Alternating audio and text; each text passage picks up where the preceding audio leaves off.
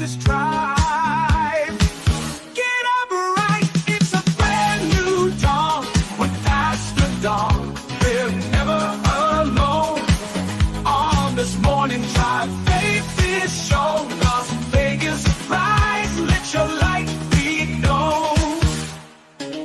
From the strip to the suburbs, we'll inspire with stories of hope that lift us higher. Motivational moments to fuel your fire. Get up right, let's aim even higher. Get up right, it's a brand new dawn with Pastor Dawn. Part 3 of this discussion I'm having with you during this Get Up Right Morning Drive devotional. So I'm praying God, even in my weakest moments, God increase my faith. I'm looking at some of the things that are happening around me and the people that are around me. In some of my weakest periods in my life, and while life is life and doing some stuff to a brother that you just didn't see coming. Those who are around me who love me and don't want to see me, have no pity parties and be all broke down, in the words of Eva Wade, all bowed over. They keep on doing what they're doing to make me look good and keep pushing me forward.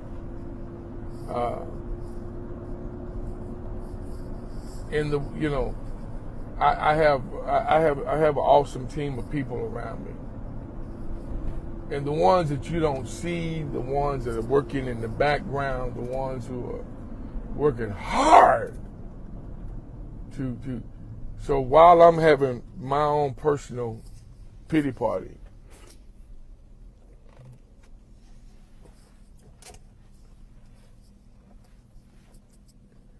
people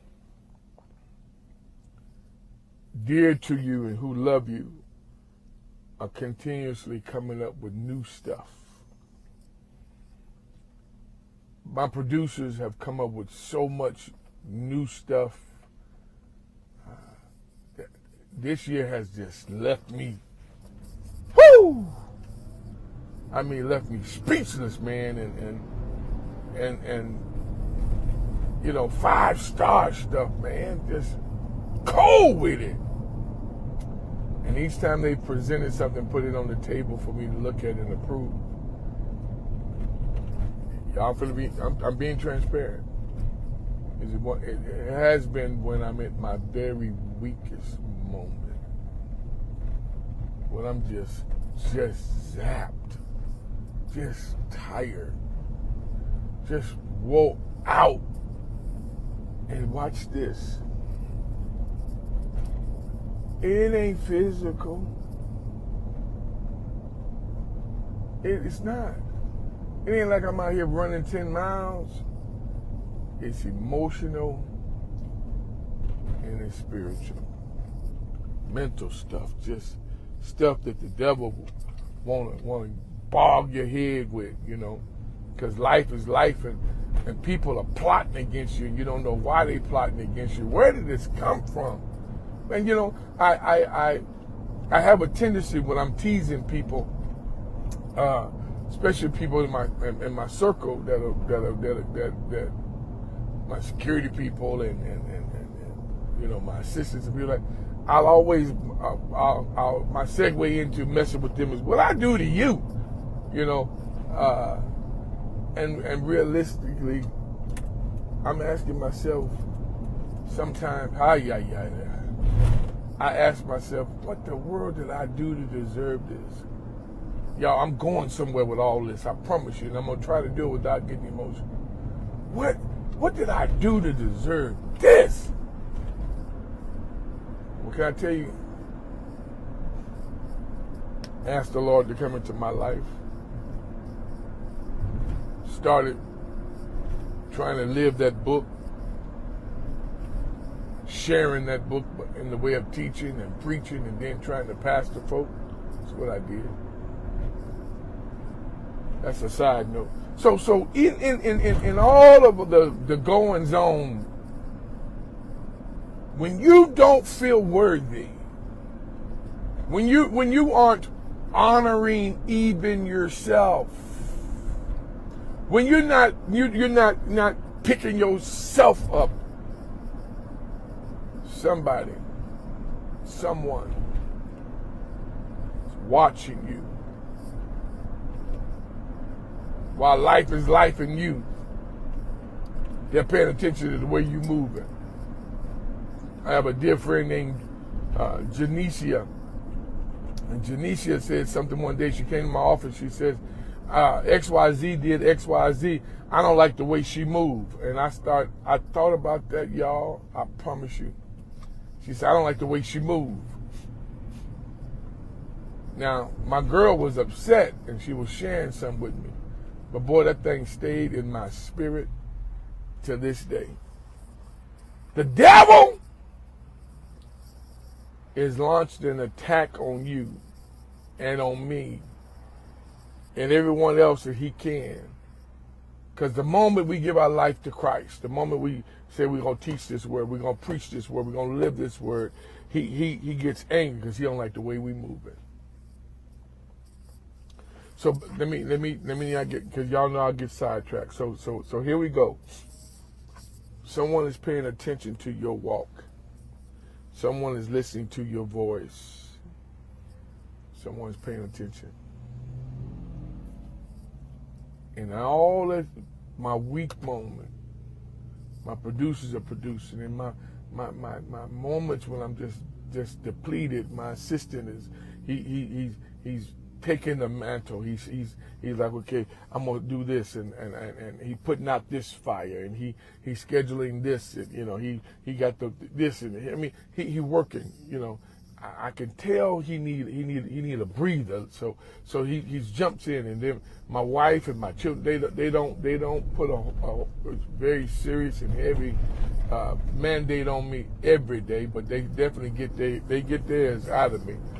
In the way of running errands and going and do this and picking this person up and taking the dog here, all that, because they know life is life, but we can't let Papa sit around and act like he gonna just die on the job and just give up. So people around me doing their part to let you get a breather, but somebody's watching you. So I get a phone call, back to that doctorate thing, back to that school thing, back to my desire. They said it's an honorary doctorate degree, and I'm like, I ain't doing that.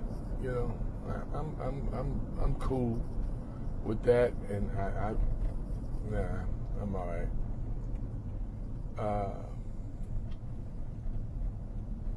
And then what really put me out with the thought of it was that there was a processing fee and to process the papers, and fee for the robe, and I mean I had it all built up. I'm not doing that. Then I had some people look into it and check into the school. I'm cool. And I had a conversation with a young lady who's going to school to get her doctorate right now. She says, I don't think you understand what's being said about you. I don't think you understand at all. And she's one of my members, and I love this girl, as I do all of them. She said, sir, I don't think you understand. She said, respectfully, sir, I must say, I don't think you understand what's being said about you. And, you know, I'm already I mean, I'm almost half empty anyway. So you saying what's being said about me didn't do nothing for me, because I was already in one of them. Okay, so I'm thinking, oh Lord. She said, no, sir, you don't understand. She said, what they're saying is that you put in the work already over these 20 plus years of pastoring, 40 some years of preaching. You've put the work in. You've done everything that's equivalent to what they're going to school for, sir. That didn't do nothing for me too much, but I heard her. Then I talked to a preacher who actually went to school and got his doctorate, he and his wife. And he said, preacher, I don't know if you realize how much of an honor that really is, man. I said, huh? He said, I don't think you understand what's being bestowed upon you. I don't think you really understand this. Well, he wasn't lying. He wasn't insulting me. I didn't. And I'm still kind of, anyway, I didn't understand. So he said, man, listen, I went to school. My wife and I both went to school to get our doctorates. He said, man, I don't think you understand either how awesome that is, how much of a blessing that is. So I decided to make y'all wait to part 4. Peace. Let your light be known.